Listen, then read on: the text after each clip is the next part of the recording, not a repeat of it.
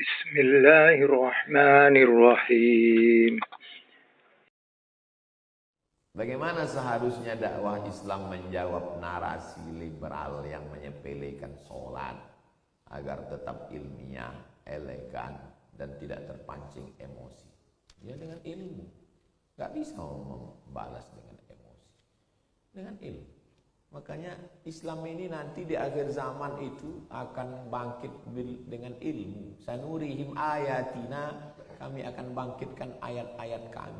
Makanya kalau buat kajian tolong nanti narasumbernya dua.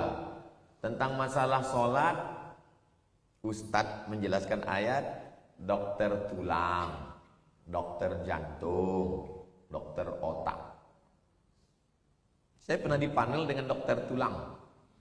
Dokter tulang itu nanya ke saya, ketua PMI dulu, yang mengasihkan kalau dia operasi 3 satu hari, 1 untuk Palestina. Ustadz, macam mana tulang makan katanya? Ya, tulang makan sama lah macam kita, saya bilang. Banyak tulang di Medan. Kata dia kita makan pakai mulut. Kalau tulang makannya pakai gerak. Dalam sholat itu banyak kan gerak. Allahu Akbar. Sami Allahu liman hamidah. Allahu Akbar. Assalamualaikum warahmatullahi wabarakatuh. Assalamualaikum. Yang bisa menjelaskan itu orang berilmu. Dokter, tapi berilmu agama. Saya dipanel lagi dengan dokter juga, orang Batam. Gimana ayat tentang wudhu Pak Ustaz? Idza kuntum ila salati faghsilu wujuhakum wa aydiyakum ilal marafiq. Basuhlah tangan kamu sampai siku. Basuhlah tangan kamu sampai siku. Begitulah kami kalau mau mengoperasi orang Ustaz mencuci tangan. Karena kalau mencucinya begini, bakteri-bakteri tergantung di ujung jari. Saya pernah dipanggil dengan SPO Objin. Spesialis objin tentang penciptaan manusia dari sperma berubah menjadi darah, berubah menjadi tulang, dibalut dengan daging, menjadi makhluk yang sempurna. Diceritakan dalam Quran, detail dalam hadis. Makanya ini paham Quran hadis, tapi tak paham medis. Digabungkan mereka ini, jadilah namanya integrated curriculum. Kurikulum yang berintegrasi, terpadu. Itulah maka diperbanyak sekolah tahfiz Quran, bisa bahasa Arab, bisa baca kitab, nanti dia jadi pakar, jadi saintis, jadi dokter. Itulah yang menolong agama ini ke depan. Kalau belum bisa, kalau buat ceram kajian di kampus, ada pun orang-orang yang ateis sekarang, yang tak percaya kepada Tuhan, itu bisa jadi karena mau terkenal. Bul ala zamzam fatuk Arab. Kencengi air zamzam kau akan terkenal. Dari dulu orang Arab itu sudah. Kalau mau terkenal, kencengilah air zamzam. Terkenal insya Allah. Viral. Masih muda, masih viral. Nanti sesudah terbujur di ruang ICU, nah barulah dia sadar. Udah nampaknya malaikat maut itu datang. Sudah. Jadi kita mesti menjelaskan itu. Jangan pernah bosan menjelaskan itu. Emosi latihan supaya tidak emosional. Saya sampai sekarang masih emosi. Dan bolak-balik latihan. Yang emosinya stabil tuh Ustadz Idrus Romli. Ustadz Idrus Romli itu berdebat, antum tonton debat. Suaranya datar, tak ada naik ke atas. Saya tak ada lawan debat pun naik.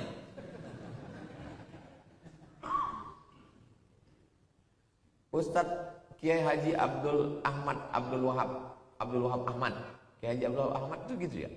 Dia pendebat juga itu. Datar. Tak emosi. Kohdondi gitu ya. Datar. Tapi informasinya belajar antum ilmu sama mereka. Jangan belajar ilmu debat sama saya. Kenapa Allah lebih dekat dengan urat nadi kita, tapi kita tidak mengenalnya? Padahal Allah lebih dekat dari telinga kita mendengarnya, dari napas kita, dari detak jantung kita. Allah lebih dekat dari semua itu. Apakah itu cara mengenal diri pasti mengenal Allah? Kalau antum bilang dekat kenal, berarti antum sejenis. Kita kan dekat nih, lalu kita kenal, karena kita sejenis. Kalau tidak sejenis, mana bisa kenal? Kita dengan Allah tidak sejenis. Mana dalilnya? Satu, walam yakul lahu kufuwan ahad. Dua, laisa kamitslihi syai'un. Dari dua ayat inilah jadi sifat 20 mukhalafatuhu lil hawadis. Wa nahnu aqrabu ilaihi min hablil warid. Kami lebih dekat kepada hamba kami itu dari urat lehernya. Bukan berarti Allah itu di dalam. Kalau kalian bilang Allah itu di dalam, berarti sudah ikut aliran hulul namanya. Nama alirannya hulul. Hulul, Allah menempati makhluk. Ini makhluk. Lalu Tuhan itu gentayangan. Dia mau nyari tempat. Kemana lah cocoknya nih ya. Terus ditengoknya tuh, aku sini aja lah. Itu nama alirannya hulul. Jadi kalau ada ustadz yang ceramah mengatakan, Allah tuh. Lalu diambilnya parang. Katanya. Hulul itu. Orang yang hulul kafir. Karena mengatakan Allah bertempat. Itu maka mengaji sifat 20. Kenapa Allah itu lebih dekat dengan urat nadi? Kita tidak bisa mengenalnya. Mengenal Allah itu bukan dengan fisiknya, tapi mengetahui dengan melihat ciptaannya. Inna fi khalqis samawati, penciptaan langit, wal ardi, penciptaan bumi, waqtilafil laili wan nahari, penciptaan malam dan siang. Inna fi dzalika laayat, itu semua adalah ayat-ayat, tanda-tanda bahwa Allah itu ada. Bukan berarti kita bisa menengok Allah itu. Anta'budallaha ka'annaka tarah. Engkau beribadah kepada Allah seakan-akan kau melihat Allah. Ka'annaka, bukan kau menengok Allah. Kalau ditengok Allah itu berarti dia di depan, berarti bertempat. Mana bisa menengok Allah di depan? Ka'annaka tarah, fa illam takun tarah, kalau kau tidak bisa melihatnya, fa innahu yara. Maka dua maqam. Kalau engkau melihat Allah, namanya musyahadah. Musyahadah, penyaksian. Kalau engkau merasa ditengok Allah, namanya muraqabah. Seandainya kita disuruh pilih, beribadahlah engkau sampai engkau melihat Allah, musyahadah. Kalau kau tak bisa melihatnya, dia melihat engkau, muraqabah. Kalau antum disuruh pilih dua, antara musyahadah dengan muraqabah, antum pilih mana? Muraqabah. Muraqabah lebih selamat daripada musyahadah. Karena orang ketika sampai pada level musyahadah, keluar dari mulutnya syatahat, kalimat-kalimat yang sulit untuk difahami. Sama macam orang jatuh cinta. Kalau udah ketemu dengan yang dicintai, kalimatnya tak apa-apa. Apa kata dia? Kau seperti bulan. Bulan bergerigi. Kerikil-kerikil bulan itu. Ku nanti kau 1000 tahun lama. Umur cuma 63. Kenapa? Karena orang melihat yang dicintai, kalimatnya tidak terkontrol lagi. Maka ketika dipilih, dan yang ditengok itu apanya? Apa yang nampak itu? Bisa dia menengok Allah itu? La tudrikuhul absar. Allah tak bisa ditengok. Terus yang ditengok Nabi Musa di atas bukit Tursina itu apa? Falamma tajalla rabbuhu lil jabali. Ketika dia melihat kenyataan Tuhan di atas bukit Tursina, ja'alahu dakka, pingsan, wa kharra Musa sa'iqa, tak sadarkan diri. Abdullah bin Abbas ditanya, Abdullah bin Abbas sahabat Nabi yang paling ngerti tafsir, apa yang ditengok Nabi Musa di atas bukit Tursina? Cahaya, bukan Allah yang ditengoknya, cahaya. Sebesar apa cahayanya? Kata Abdullah bin Abbas, Abdullah bin Abbas dengan bahasa tubuhnya sebesar ini, yang nampak Nabi Musa itu sebesar ini, pingsan ya. Padahal Nabi Musa itu tenaganya Mendorong batu yang menutup sumur 30 orang tak bergerak, dia sendiri bergerak. Pingsan. Tiba-tiba ada orang mengatakan, aku sudah nampak cahaya Allah itu. Nabi Musa menengok sebesar ini pingsan, kau pula menengok. Makanya ngaji, kalau ngaji selesai. Aku Pak Ustaz, setelah berzikir ni nampak aku cahaya Allah. Terang. Kau kalau bohong sama orang lain, sama aku jangan.